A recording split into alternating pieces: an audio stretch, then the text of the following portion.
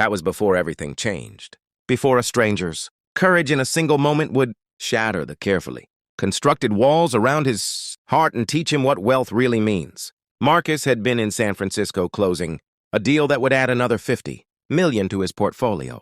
The red-eye back to New York was running late, and his patience had evaporated hours ago.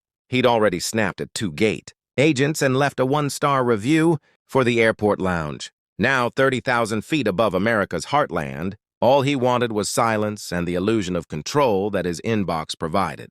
The woman across the aisle looked to be in her mid-50s, with graying hair pulled back in a practical ponytail and a face that had seen too much sun and not enough sleep.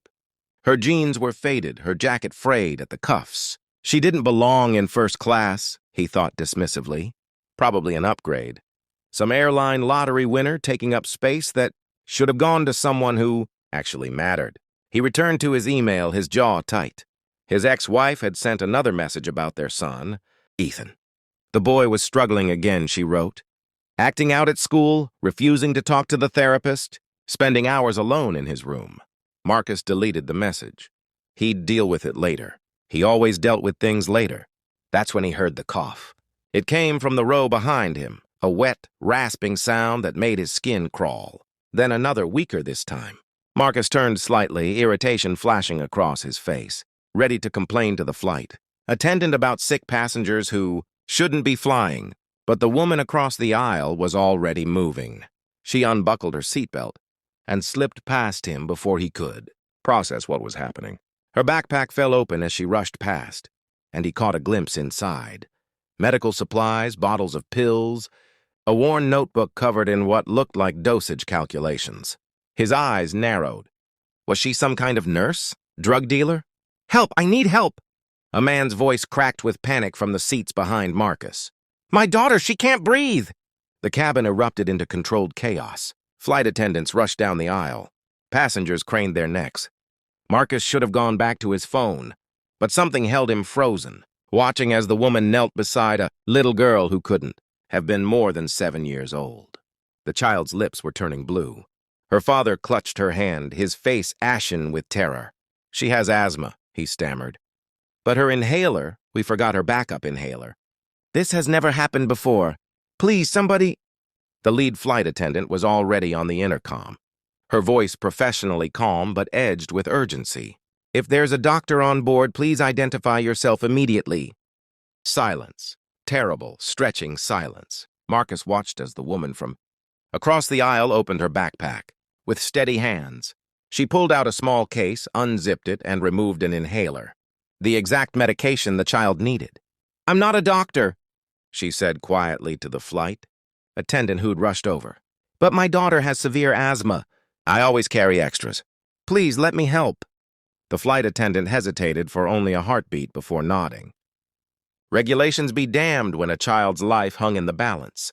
The woman placed the inhaler in the little girl's mouth, her voice calm and soothing.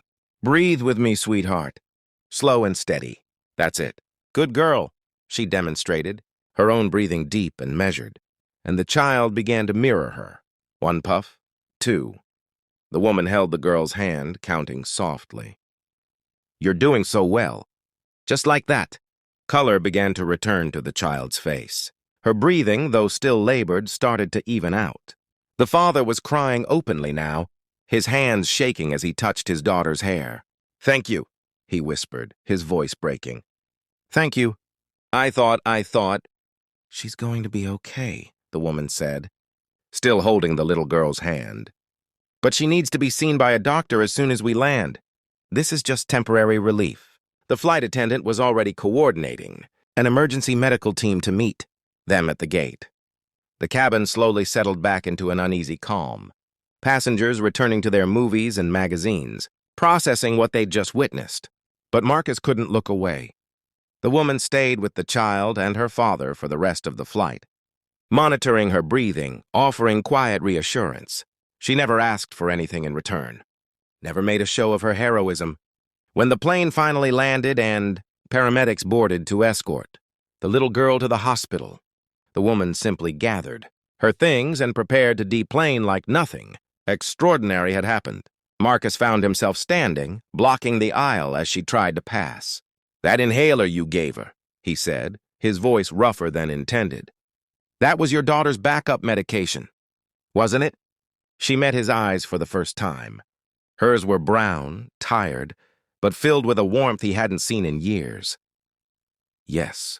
"What if your daughter needs it? What if—" "Then I'll figure it out," she said simply. But that little girl needed it right now. "My daughter is safe at home with her father. She has her primary inhaler. We'll manage." Something cracked open in Marcus's chest. A fissure in the armor he'd been building for decades. "Let me replace it," he said quickly. "Those medications are expensive. Please, let me at least—" "That's kind of you," she interrupted gently, a small smile touching her lips. "But that's not why I helped. Some things you do because they're right, not because there's a reward waiting." She moved past him and he let her go, standing frozen in the aisle as other passengers filed by, shooting him irritated looks. But he barely noticed them. Her words echoed in his mind, simple and devastating. Some things you do because they're right. When had he last done something simply because it was right? When had he last helped someone without calculating the return on investment? When had he last seen his own son without his assistant scheduling it 3 weeks in advance? Marcus deplaned in a daze. He made it to the baggage claim before he realized what he was looking for. That worn jacket, that practical ponytail. He found her waiting at the carousel, checking her phone with a concerned expression.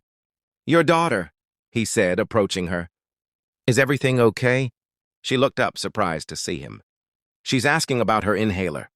I told her I'd explain when I got home." A shadow crossed her face. "It'll be a hard conversation. She's terrified of being without backup medication. But she'll understand eventually." Marcus made a decision that bypassed every logical circuit in his brain. "What pharmacy does she use? What's her name?" The woman, Sarah.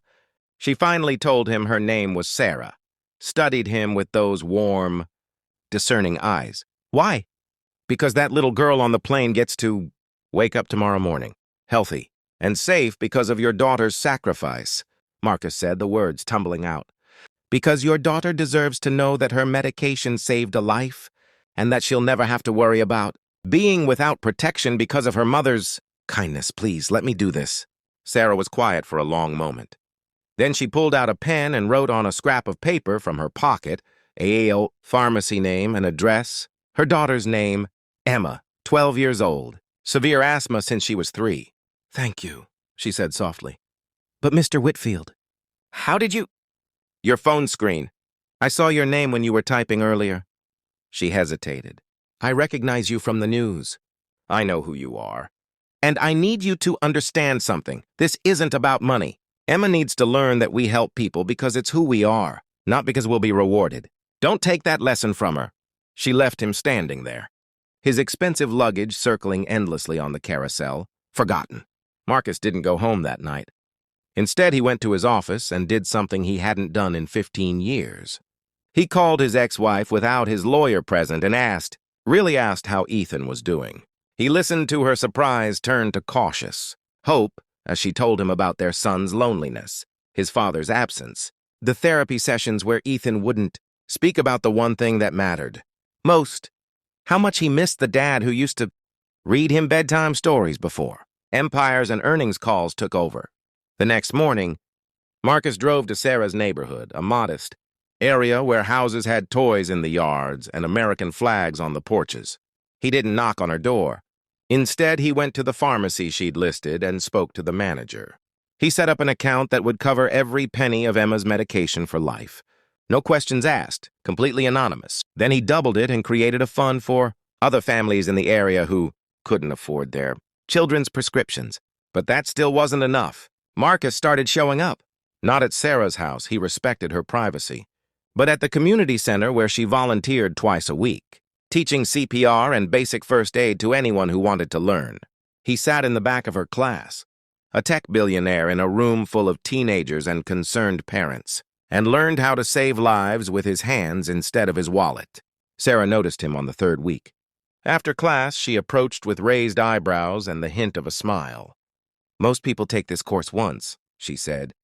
"I'm a slow learner," Marcus replied, "and I realized I've spent 42 years not knowing How to help another human being with my own two hands. That seems like something worth fixing. She studied him for a long moment.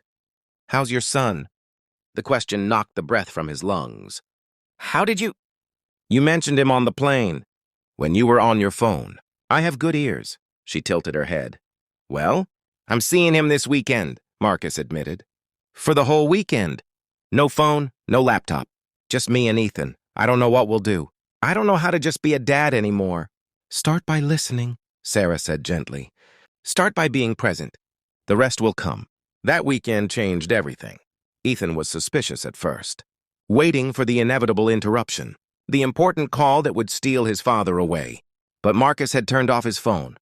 For 48 hours, the empire could run without him or burn to the ground. It didn't matter. He learned that his son loved astronomy and hated baseball, that he'd been secretly learning guitar, that he'd written Marcus dozens of letters over the years that he'd never sent because he was afraid his dad was too busy to read them. Marcus read every single letter, tears streaming down his face, and understood what he'd almost lost forever. Months passed. Marcus restructured his entire life. He stepped back from daily operations, promoted the people he should have empowered years ago, and discovered that his company actually ran better without his constant interference. He started having dinner with Ethan every Wednesday and spending every other weekend together.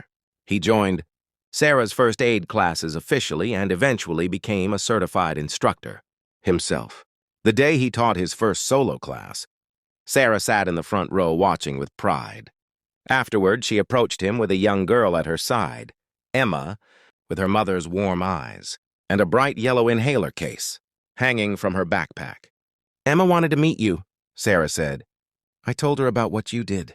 Not the details, just that you helped make sure she'd always have her medication. She has something to say. Emma looked up at him with the solemn intensity only a 12-year-old can manage. My mom says you helped us because of what happened on a plane. She says my backup inhaler saved another girl's life, and that you made sure I'd never run out. So I wanted to say thank you, and I wanted to give you this. She handed him a folded piece of paper. Marcus opened it to find a drawing, a plane in the sky, stick figures helping each other, hearts drawn in crayon around the edges. At the bottom, in careful handwriting, being kind makes the whole world better. Thank you for being kind to my family. Marcus knelt down so he was eye level with Emma. You know what? Your mom's kindness changed my life. She taught me that being rich doesn't mean anything if you're not rich in the things that actually matter: family, compassion, being present. So really I should be thanking both of you. Emma smiled and impulsively hugged him. Over her head, Marcus met Sarah's eyes and saw understanding there, and something more. Respect, perhaps. Recognition of the distance he'd traveled. That night, Marcus took Ethan to their favorite burger place, the one they'd discovered during one of their weekends together. His son was telling him about the astronomy club at school, his eyes bright with excitement.